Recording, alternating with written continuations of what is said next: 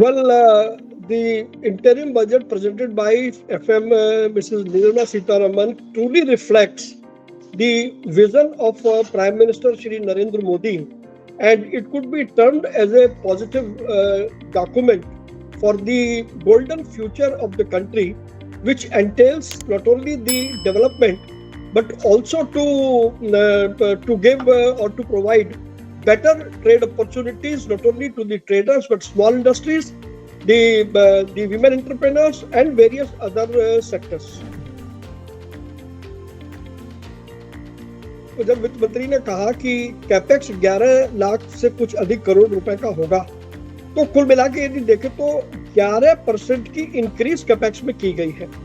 और जब ये 11 लाख करोड़ रुपया आखिरकार कहां पर खर्च होगा? ये 11 लाख करोड़ रुपया खर्च होगा इंफ्रास्ट्रक्चर पर, प्रोजेक्ट्स पर और बहुत सारे चीजों पर। जब भी ये पैसा खर्च होगा तो उसके लिए सामान कहां से आएगा? उसके लिए सामान बाजार से आएगा। बाजार किसका है? बाजार व्यापारी का है। तो ये सारा का सारा पैसा अल्टीमेटली बाजार में आना है, और जब बाजार में आएगा तो हमारे व्यापारियों का व्यापार बढ़ने की बहुत बड़ी संभावनाएं इस 11 लाख से अधिक करोड़ रुपए के कैपेक्स एक्सपेंडिचर से दिखाई देती हैं। वहीं दूसरी ओर जब 3 रेलवे कॉरिडोर बनाने की बात कही जाती है, तो 3 रेलवे कॉरिडोर बनने से और सी फ्रेट को डेवलप करने से जो सड़कों पर बोझ है ट्रांसपोर्टेशन का, वो काफी हद तक कम होगा। और हम सब जानते हैं कि रेलवे का फ्रेट और सी का फ्रेट रोड ट्रांसपोर्ट के मुकाबले कम होगा। जब वो फ्रेट कम होगा तो हमारी कमोडिटी की कॉस्ट भी कम आएगी, उसका फायदा देश के कंज्यूमर को होगा।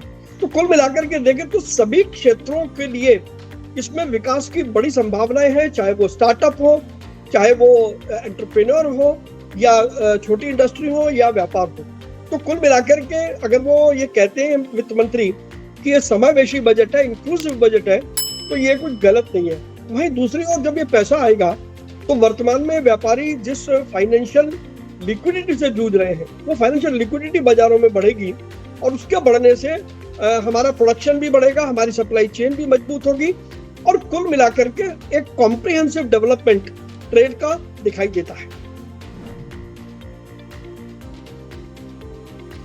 ठीक है, जब जो स्मॉल एंटरप्रेन्योर है वही देश का सनराइज सेक्टर है, तो जो इसका मतलब बहुत साफ है कि प्रधानमंत्री की जो प्रायोरिटी है उसमें कहीं ना कहीं जो छोटे व्यापारी हैं या छोटे उद्योग हैं या स्वयं का काम करने वाले लोग हैं, वो कहीं ना कहीं प्रधानमंत्री की सीधी प्रायोरिटी पर दिखाई देते हैं।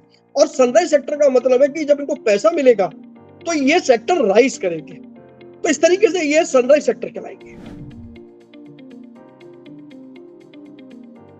ट्रेड डेफिसिट जब ही कम होगा जब हमारे एक्सपोर्ट्स बढ़ेंगे, और एक्सपोर्ट्स बढ़ाने के लिए सरकार लगातार इंडस्ट्री के साथ, ट्रेडर्स के साथ, एक्सपोर्टर्स के साथ लगातार संवाद कर रही है, और जो तकलीफें हम सरकार को बता रहे हैं सरकार उनको रिड्रेस कर रही है।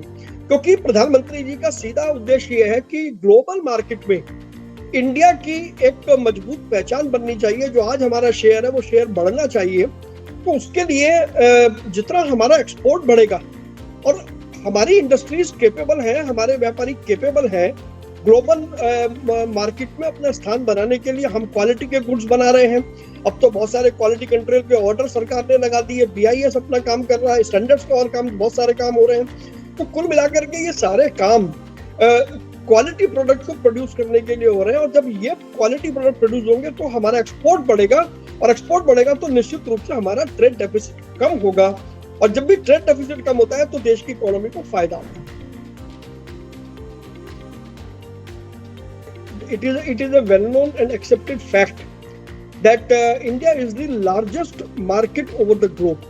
So everybody, whether it is from US or Europe or for say any other country, is taking active interest in making India as a market for their services or goods. Therefore, the policies of the government will act as a catalyst for attracting those people to come to India.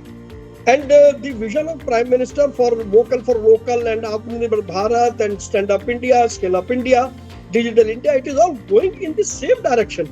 So therefore, for the rest of the world, India is certainly going to be a big market, and we will see in near future that more and more people will come. But yes, they have to obey the rules of the country, they cannot treat India as a banana country.